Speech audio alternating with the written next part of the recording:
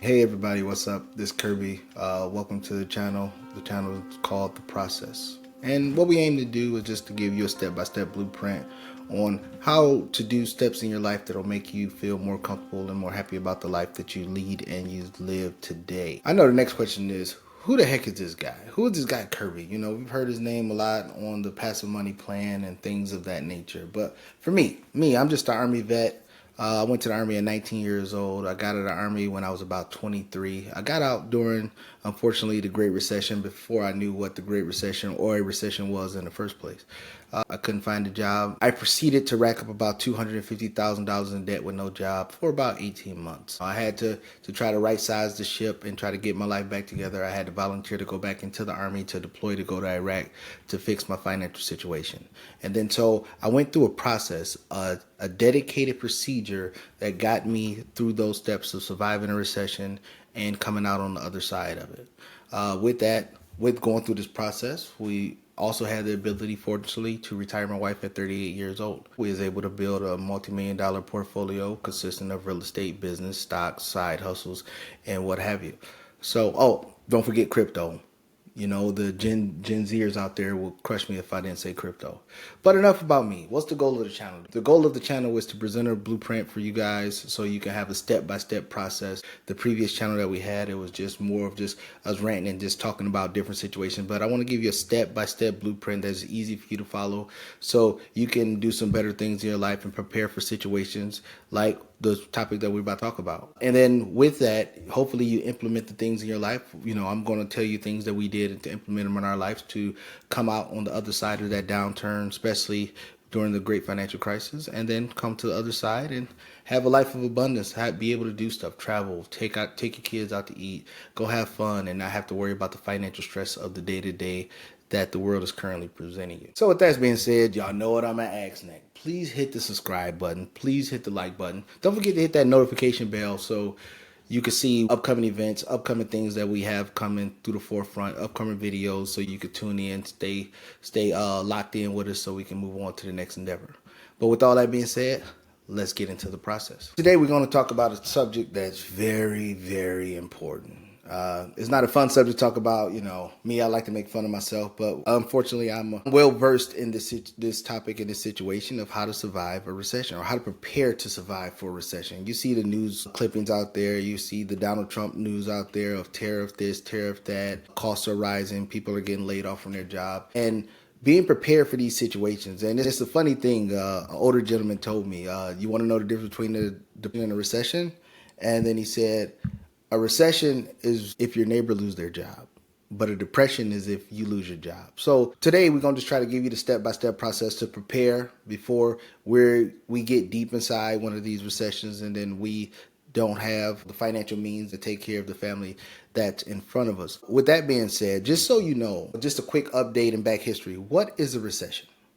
A recession is a period, usually a 6-month period, where it's an economic slowdown. GDP or the growth of the economy slows down for 6 continual months or 2 quarters, as they say it in the news media. So just want to get that out the way and have an understanding of that. Right now, we're waiting for the GDP numbers to come out for the Q1 of 2025. We'll see where they lay at, and then we'll go on from there. But we already have underlining underpinnings of things that's showing a recession. We still see high price in real estate. We're seeing high price in cost of goods that we, use on an everyday basis. We're not seeing the job growth or job hiring as high as it was. We also seeing, that there's a lot of layoffs, especially in the federal government. If you traverse back to 2024, you've seen a lot of layoffs in the tech sector. So we starting to get the rumblings and things like that. We got high interest rates and high mortgage rates on buying houses, and the price of housing is not coming down. So we already have the underpinnings of an underlining that a recession is on the horizon or stagflation economy is on the horizon. Both of those situations is bad for the everyday person, and we're going to try to figure it out. But first things first. The first thing you need, let's start getting into the process because that's what y'all here for. I mean, the first one was, of course, understanding what a recession is. Now we know what a recession is. Now it's how to prepare for it.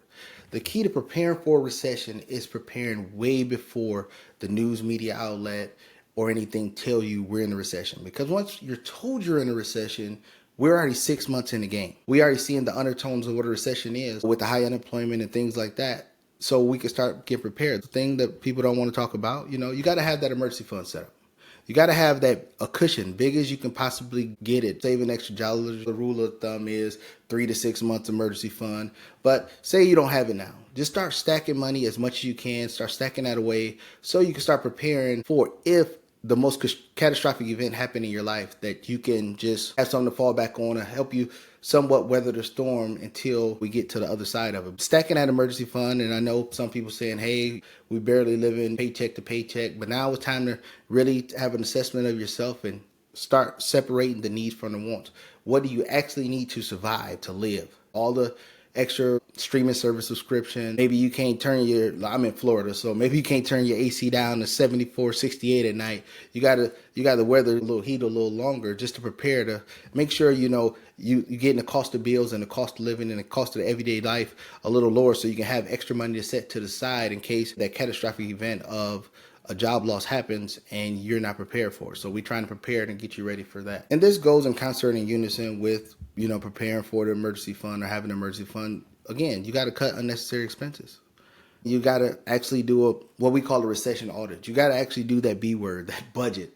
I know it's strenuous and people don't like that word and you think it's going to take a long time, but trust me, the first time you do the budget, that's the one that's going to take the longest. It might take you 45 minutes to an hour if you're married.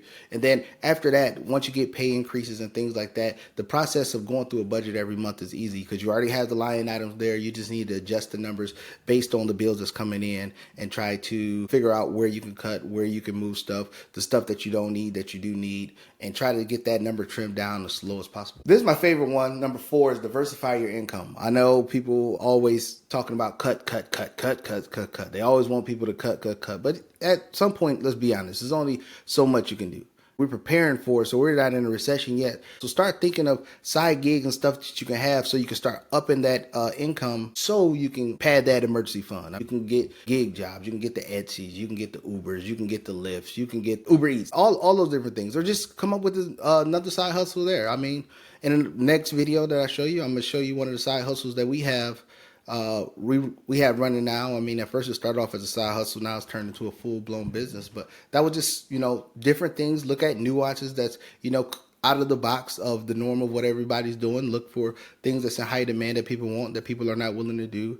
And then you can actually provide service. You can provide value there on the extra times you're not in your job as a side gig to do to add that emergency fund, just so we in a good situation if things turn out to be as bad as that the news media is saying. Number five goes along with the same thing with number 2. You got the side hustle, you got whatever, adding the extra money. Now you got to start worrying about getting rid of a lot of this high interest debt right now before it gets bad and we could possibly lose a job or something like that. So when we get rid of this debt, our costs to maintain our lives are much lower when a bad situation comes. So getting rid of a lot of the debt is a key element of doing that and lowering the expenses of your life to make it worthwhile, make it more palatable. That's the word I was looking for. Make it more palatable if we hit that recession tone, and then you ain't got to be worried about credit card here, credit card there. We got streaming services over here. We got a store card over here. We got to go pay some layaway over here. I don't even know if they still do layaway. I think it's like buy now, pay later or something like that. But you want to eliminate a lot of that stuff as much as you can while you have the means and opportunity to do it. And just a quick tidbit out there, because I know it's a lot of fear mongering out there, and they saying, why is he talking about a recession? Just FYI, historically, the United States, we average a recession about every 6.5 years. The last big one we had was the great financial crisis. Of course, we had the COVID situation a couple years ago. That was 2020. So we at 2025 right now. So we getting close, you know what I mean? So the average is 6.5 years, but it could be 5 years, it could be 6 years, it could be 8 years. But the best thing is to be prepared, not surprised, so we don't have to worry about that if we get into that situation. But yeah, again, get rid of that high interest debt, get rid of a lot of those streaming services and stuff that you don't need. Try to pay down as much debt or pay off as much debt as possible, and don't use that debt for anything else. And that takes me to step number 6. Don't make any more major financial commitments. Meaning, don't go out and go get a new car. Now you done paid off your debt and now you have extra money. Don't think, oh, I could go get a car now. Or, oh, I could go upgrade my house now. just try not to make financial commitments. Oh, and please God, don't co-sign on somebody else's financial commitments either. But those are the things that you really don't want to do. You don't want to be in a financial commitment, and then next thing you know, a job loss come, downsize and layoff, cut hours or something like that happen on the job scene. Next thing you know, you're sitting there wondering, oh, how am I gonna pay for this financial commitment? Now is the time to pause financial commitments, pay down a lot of the debt so the cost of living could be lower. And then last but not least, this is the key, is you got to stay informed. I know what you see in the news media is very boring. Something you don't want to read the news and all that stuff. But if you stay informed, you're staying informed and not panic. Like, don't let the fear mongering of the media or even some channels on social media scare you into doing one thing. Again, know the facts. Every 6.5 years, we average a recession. Get prepared before recession starts, so you're not surprised when it starts in case something bad happens. I don't know what sectors that's going to be impacted the most. You know, we got the tariffs going on. Is it going to be, you know, the automobile industry? Is it going to be the semiconductor industry? We don't know where it's going to come, but we know it's going to be an impact all in all whenever it does happen.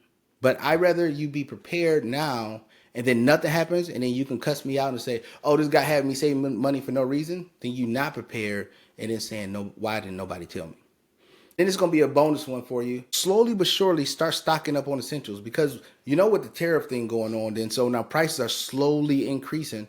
So go get an extra paper towel here. Go get some extra tissues here. Don't go COVID crazy and buy all the tissue in the damn store, but start getting some stuff when it's lower price now, because of course when those prices go up, that's going to be more money out of your pocket to spend. So start stocking up on the essentials now, so you don't have to be chasing a lot of the prices of the goods up. Make that transition if the worst comes to worst. But so let's keep it simple. Let's do a rundown. Let's quick recap of this. All right, first thing first, build that emergency fund. You know, you're going to trim that budget, cut out those streaming services. You're going to cut down or pay down a lot of that high interest debt. Diversify your income. It's okay to have, after you finish your 9 to 5, have a 5 to 9, a 5 to 9 side hustle, different things going on like that. There's nothing wrong with doing that. Trust me, you might be laughed at by your friends and family because you got an extra job or so, but they'll be envying you if the worst come and then you're the only one prepared for it. And last but not least, stay informed. Stay locked into the channel. Hit that subscribe button. I'm always going to be giving you tidbits and anecdotes out there. And I will see you next time on The Process, and we're going to keep it pushing. Y'all have a good one.